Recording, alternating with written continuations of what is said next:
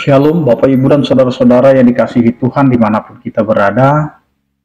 Mengawali setiap aktivitas dan pekerjaan kita, marilah kita mempersiapkan seluruh kehidupan kita untuk meminta kelayakan, meminta kekuatan daripada Tuhan dengan mendengarkan firman Tuhan. Sebelum kita mendengarkan firman Tuhan, marilah kita berdoa. Kasih karunia dan damai sejahtera dari Allah Bapa kita dan dari anaknya Tuhan Yesus Kristus menyertai kamu sekalian. Amin. Bapak, Ibu, dan Saudara-saudara, firman Tuhan yang menyapa kita pada hari ini tertulis dalam 2 Tawarikh pasal 18 ayat 4. Demikianlah dikatakan. Tetapi Yosafat berkata kepada Raja Israel, "Baiklah, tanyakan dahulu firman Tuhan." Demikian firman Tuhan. Bapak, Ibu, dan Saudara-saudara yang dikasihi Tuhan, dalam setiap kehidupan kita pasti punya rencana dan rancangan, bahkan punya ambisi dan juga punya tujuan. Dalam setiap kehidupan kita untuk mengejar suatu ambisi dan tujuan kita itu, kita sering mendengar banyak apa kata orang, atau yang disebut dengan nasihat-nasihat atau wejangan-wejangan. Tetapi dalam setiap kehidupan, apa yang mau kita kerjakan atau kita lakukan, marilah kita kembali kepada apa yang dipesankan oleh Tuhan Yesus Kristus. Dalam perjanjian baru, carilah dahulu kerajaan Allah dan kebenarannya, maka akan ditambahkan kepada kita. Disinilah kita hendak berjalan di dalam setiap kehidupan kita, bahwa ternyata di dalam kehidupan ini akan banyak sekali bisikan-bisikan yang membawa kita kepada jalan yang tidak benar atau jalan yang akhirnya berlawanan dengan firman Tuhan. Demikian juga yang terjadi dalam firman Tuhan pada hari ini atau renungan pada hari ini, di mana Yosafat adalah orang yang begitu dekat dengan Raja Ahab, yaitu Raja Israel, di mana dia mengetahui apa yang mau dikerjakan oleh Raja Ahab, yaitu di dalam rencana atau di dalam niat atau di dalam ambisi yang terjadi dalam kehidupan Raja Ahab yang hendak melakukan perlawanan atau melawan dari Ramot Gilead. Dan ini pun terjadi karena Raja Ahab tergoda oleh bisikan dari nabi-nabi palsu yang ada di sekelilingnya. Maka di sini Tuhan memakai Yosafat untuk memberikan nasihat, untuk memberikan penjelasan, untuk memberikan penerangan kepada Raja Ahab, agar jangan hanya kemauannya, hanya pikirannya, tetapi Yosafat mengajak supaya baiklah, tanyakanlah dahulu firman Tuhan. Mengembalikan segala persoalan itu kepada kehendak Allah.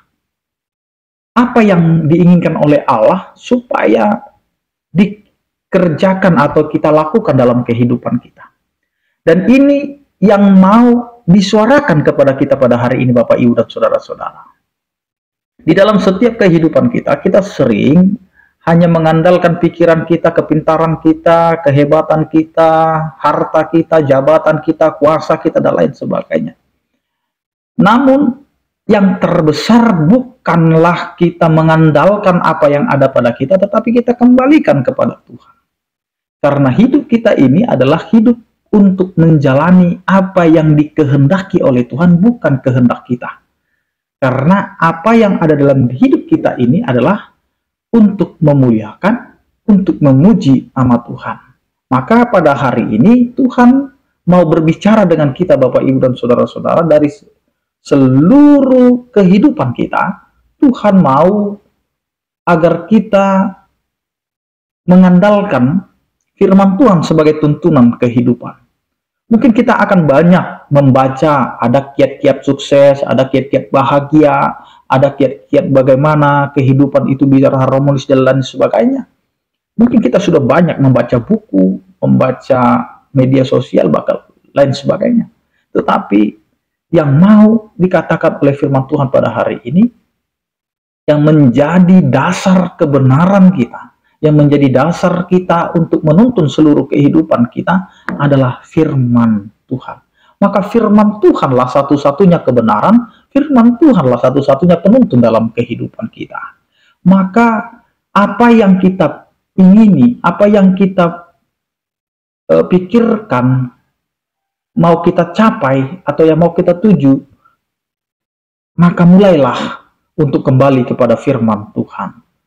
Sama seperti apa yang dinyatakan atau yang ditunjukkan oleh Yesus Kristus ketika dia berdoa di Taman Getsemani.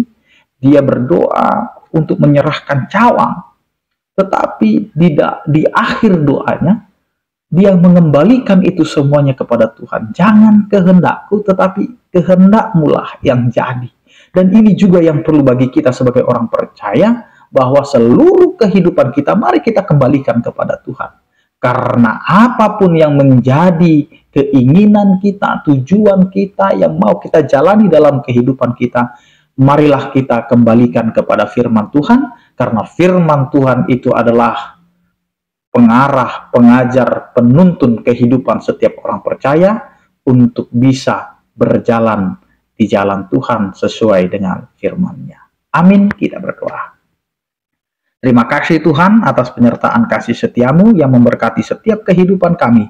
Biarlah Tuhan yang menjadi penasehat agung kami melalui firman yang telah Engkau beritakan dalam setiap kehidupan kami. Jangan biarkan kami Tuhan dihasut oleh kepentingan-kepentingan duniawi, sehingga kami melupakan akan Engkau sang pemilik kehidupan. Ya Tuhan, ajari kami di dalam menjalani setiap kehidupan keluarga kami, anak-anak kami, dan juga pekerjaan kami, biarlah kami menjalaninya seturut dengan kehendak-Mu. Berkatilah setiap orang percaya yang sakit, Engkau berikan kesembuhan, yang berduka Engkau berikan penghiburan, yang bergumul Engkau berikan penyertaan kasih setiamu. Anugerah Tuhan kita Yesus Kristus, kasih setia daripada Allah Bapa, dan persekutuan Roh Kudus itulah yang menyertai kamu sekalian. Amin. Selamat beraktivitas, tetap menjaga kesehatan. Salam sehat dari kami, Tuhan Yesus memberkati. Horas.